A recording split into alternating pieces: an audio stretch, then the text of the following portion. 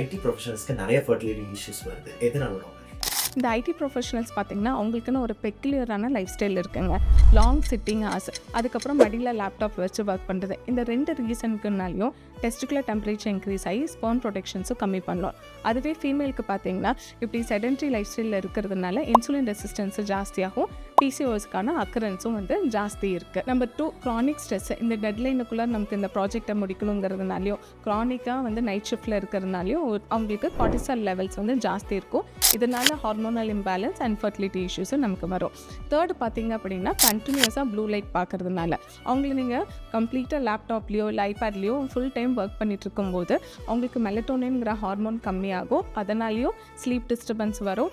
அதனாலேயும் உங்களுக்கு fertility issues எல்லாமே வரலாங்க. கடைசியாக பார்த்தீங்கன்னா அன்ஹெல்த்தி ஈட்டிங் ஹேபிட்ஸ். இவங்க நைட்டு ரொம்ப நேரம் ஒர்க் பண்ணுறதுனால மிட் நைட் ஸ்நாக்ஸு, மிட் நைட்டில் போய் ஸ்மோக் பண்ணுறது, இந்த மாதிரி ஹேபிட்ஸ்னாலையும் அவங்களுக்கு இன்சுலின் ரெசிஸ்டன்ஸு, ஸ்பெர்ம் ப்ரொடக்ஷனில் டிஃபிகல்ட்டி, இந்த மாதிரி எல்லா ஃபர்டிலிட்டி இஷ்யூஸும் வரதுக்கு நிறைய சான்சஸ் இருக்குது. இதுக்கெல்லாம் என்ன தீர்வு தான் டாக்டர்னு கேட்டிங்க அப்படின்னா ஜாபை மாற்றுறது தான் நான் பெஸ்ட்டுன்னு சொல்வேன். பட் அது ப்ராக்டிக்கலாக பாசிபிள் இல்லை. அப்போது என்ன பண்ணலாம் அப்படின்னா இந்த மாதிரி லாங் சிட்டிங் ஹார்ஸ் உங்களுக்கு இருக்கும்போது ஒரு சின்ன ரெகுலராக பிரேக் எடுத்துக்கோங்க.